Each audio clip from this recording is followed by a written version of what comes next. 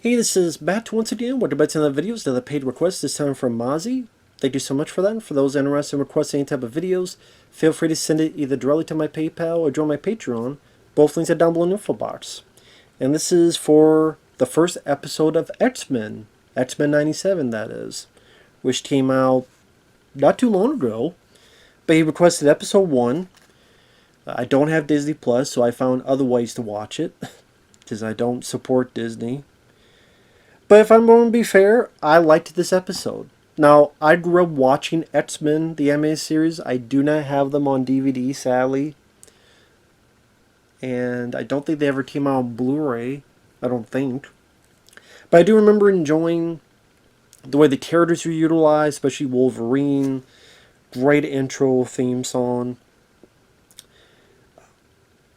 Some nice depth to the characters for kids cartoon. Nightcrawler and his religious aspects, Morph and how Wolverine was good friends with him, and then they thought he was dead, and then he has been turned and brainwashed and trying to get him back.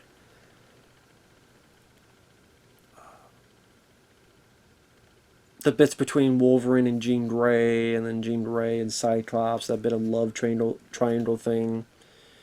Again, as much as you do with a kid's show, the use of Bishop, who has seen what the future will bring and going back and trying to warn people.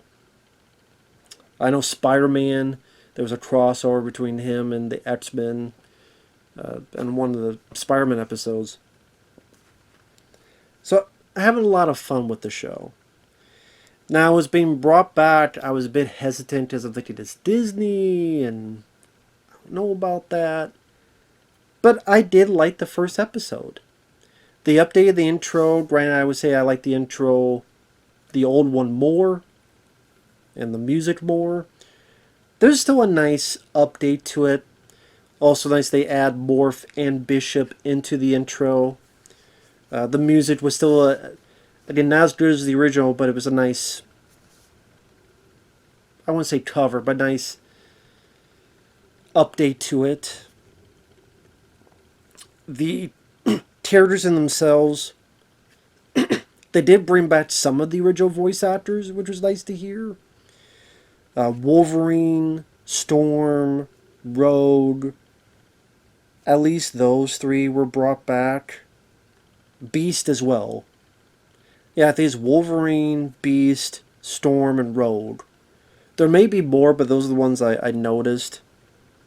I think the guy that originally voiced Cyclops, he sadly passed away. I don't know about the other people like Gambit and others. I definitely know the guy who voices Bishop is different, and I actually prefer the guy who voiced Bishop in the original a lot more. Also, like some of the voices, like some of them, like Storm, that voice actress hasn't aged a day voice-wise. She sounds just like she did back in the 90s. Rogue, you could tell there's a little bit of a change, so it took, and Beast as well. Beast and Rogue, like they're the same voice actors, you could tell, but you tell that some time has passed, so it's a bit different, bit to get used to. Wolverine, for the most part, the same, which was nice, because that was my favorite character, my favorite voice actor. I'm on the show. So it's nice to hear him again. The setup is that, I guess, I never saw the last episode of the original show. There was an assassination attempt on Charles Xavier. People think he's dead, but from what I understand, he's somewhere healing up. But while that's happening, the X-Men, they're working with the United Nations. And throughout the episode, there's this guy named, what was his name? What the hell was his name? Roberto. I almost said Ricardo. Ricardo. Roberto, who is a mutant that's got this kind of thing around his neck, and there's these anti-mutants who have this sentinel technology. And pretty much some of the X-Men go in and they take care of business.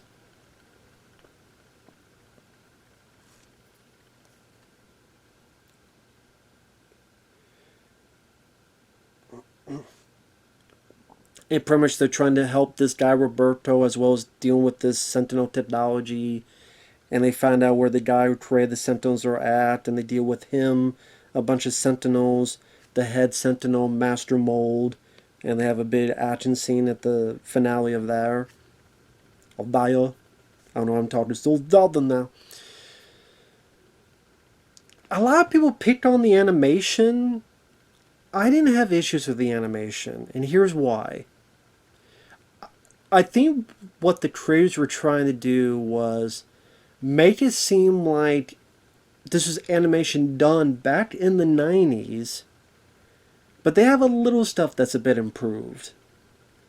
So it's like they give you the look and the feel of the 90s 2D animation, but then they have certain enhancements that I saw that were a nice welcome addition. So it didn't feel so out of place to feel like there's no connection with it with the original show. So maybe even the certain faults that if you looked with more critical eyes of a cartoon from the 90s, you would have compared to animated show today. Those flaws are apparent, but I think they're apparent on purpose. I didn't have to keep in tone in aesthetics to the original show. And that's why it didn't bother me, because it was a nice bit of nostalgia. Like, oh, this is just the season after, with a couple little enhancements here and there. Like during this club party where Jubilee, she's showing her powers pretty consistently while dancing with Roberto there. One positive, I will say, Cyclops from the get-go seems like a badass.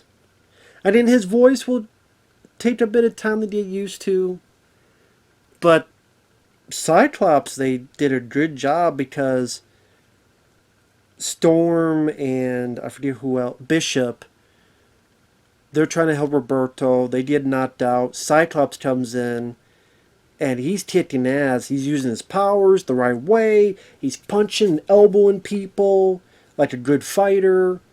He's like, I surrender. Not. Blast, and you see an outside shot with the whole building blasts apart. and such. And again, it was sad. I had to look up what happened to the original voice actor. He passed away like in 2020. So it would have been nice to hear the original voice actor, but may he rest in peace. But so the new guy, they got it, better get used to. But again, I appreciate that Cyclops didn't have a whole lot. He had bits and pieces in the original cartoon. Definitely didn't have much in the movies, like jack shit, but from what I read up, apparently Cyclops is dealt with very well and with respect on this show, which is nice change of pace. And you see that he's the leader, and he's trying to figure out what to do next because Jean Grey is pregnant. And of course Wolverine's a bit affected by that, because obviously he thinks that Jean Grey and Cyclops are going to leave eventually when the kid is born, which would make sense. I thought the introduction of Wolverine was nice, because Roberto, he's been saved, and he's running around, is in the danger room, and he thinks Wolverine is another one of these fake facades in the war, where the war room where it's like VR to test some battle strategies. Oh yeah, this is very scary, and Wolverine comes up and has the claws. Scary enough for you, bub? It was great to hear that guy's voice again as Wolverine. Nice welcome back to it. And there's some nice Easter eggs. There's a painting that's an ode to the original X-Men, like the way they're dressed. Archangel, Beat, like the way they originally were dressed in the very first issues of X-Men. So that was a nice little Easter egg there. Interesting to see them in some different costumes throughout the episode. There's one where they're trying to do a bit of a basketball game. That I wish could have gone further. Wish you could have seen more of them. showcasing that. Not sure on Roberto. He didn't seem like that engaging of a character. I guess in the comics he's Sunspot. You don't really know what his powers are until at the very, very end. Is he just the guy that they're saving and they're protecting? He doesn't want their help. Does he, doesn't want to be reminded he's a mutant? Until Jubilee is trying to talk a bit of him to him near the end of the episode. Like I said, I'm not sure about Roberto.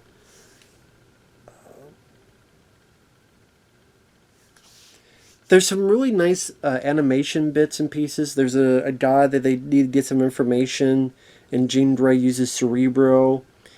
And it's a very trippy visual palette of sequences where it's like she kind of loses it for a bit, and she notices like this extinction level events, and she's with her baby, and the camera's like going in like a 360 as this is getting more and more discombobulated, and this extinction level almost as if it was Sarah Connor in Terminator 2, which I would not be surprised if that was a little bit of an inspiration for that, to really hone in the danger if we really need to get this taken care of. They all get on the jet and they go to where the bad guy's at, and the jet gets attacked and they all go towards the ground. And like I said, the people making this definitely have a love for Cyclops, which is a nice, again, change of pace. Because Cyclops is just diving down and he uses blaster. They have like a superhero landing. And it's just nice to see Cyclops get a bit of respect, because that wasn't really done much in previous incarnations.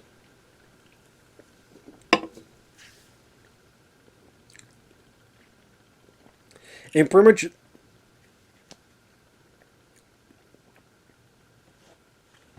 they all get their moments to shine as they're fighting these Sentinels. Cyclops is blasting Sentinels. Rogue is flipping them. Beast takes control of one, is fighting other Sentinels with it. Wolverine is hitting one in the face and jamming his claws into it. Great moment where there's the Master Mold, the last Sentinel, and Wolverine's running up to it, and Gambit gets on his back and powers up his blades. So when Wolverine jumps up, he does like a to really blast and cut the damn thing's head off. Like, that was very satisfying. Very satisfying. Fun action scene. Definitely a great way to end your first episode. And then they did leave you a little bit of a, not a cliffhanger, but everything seems to be fine. They get back to the school, and Magneto's there. But he's not there to fight. Spoiler.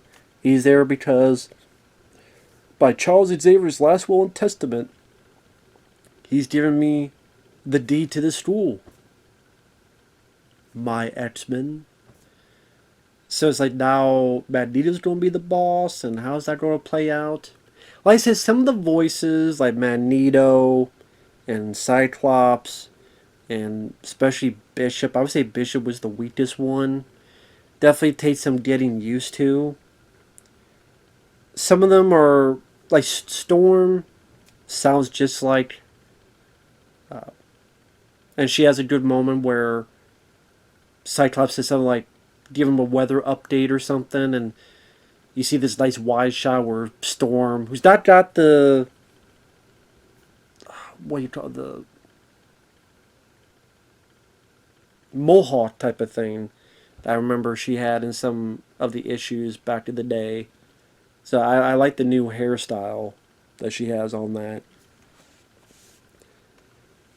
I didn't notice much of anything woke or political in this, unless it flew by me. But yeah, I thought it was like 30 minutes long, and I thought it was rather entertaining. Like I said, some of the voices may get a bit used to. Roberto, he didn't help out. He didn't really showcase his powers. He just shows Jubilee his powers at the very end. I don't know if that's a character that's going to be utilized more throughout the show or not. I don't know if I really care to see more of him.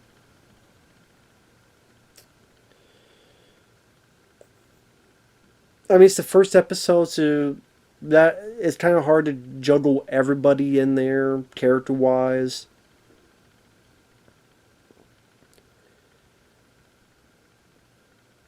But yeah, I liked it. I did like it. I thought it was pretty good.